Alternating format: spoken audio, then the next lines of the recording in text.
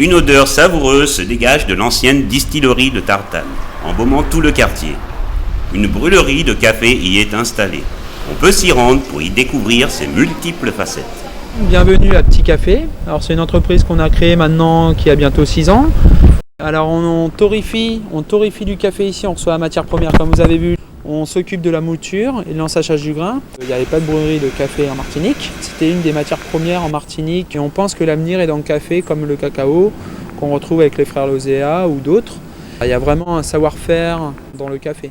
Ici on peut venir visiter l'usine. Alors, on est ouvert du lundi au vendredi de 7h jusqu'à 17h. On peut venir déguster les cafés sont à 1 €. À part la vente en direct, vous pourrez suivre la façon de torréfier le café et son ensachage. Et aussi, on est à la recherche aussi de café vert Martinique parce qu'il n'y a pas aussi assez de professionnels qui font la culture de café. Et on souhaite vraiment revenir à la culture du café en Martinique. C'est notre souhait premier. Et on espère dans les années à venir avoir vraiment de plus en plus de plantations de café. Et ici aussi avoir plus de grains à torréfier.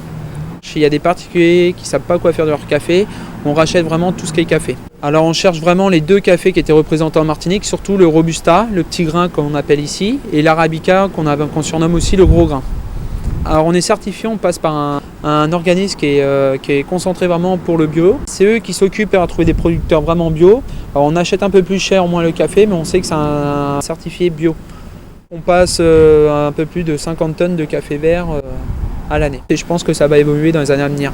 Et notre souhait, ça serait vraiment à faire un 100% martiniquais à l'année, que ça soit un Robusta et un Arabica. 100% martiniquais, oui, mais aussi des grains sortant de toute l'arc antillais sont prisés. On a vu qu'on avait du Cuba, des fois on va avoir République Dominicaine, Haïti, ça dépend vraiment des producteurs quand ils en ont vraiment. Et notre but à l'avenir, comme je vous dis, c'est vraiment avoir un 100% martiniquais. Alors j'en ai des fois, si vous voulez, je peux vous montrer, j'en ai un qui vient de Rivière-Salée, il vient d'avoir 5,5 kg il n'y a pas longtemps, juste avant le Nouvel An. Alors si vous souhaitez vraiment acheter un 100% martiniquais, il faut vraiment venir à l'usine parce que celui-ci on garde vraiment ici à l'usine, on le vend vraiment en direct. Alors par contre, j'en ai pas tout le temps, ça dépend vraiment que des particuliers, de leur production, parce que là ça dépend pas de nous. Petit Café, un détour à ne pas manquer.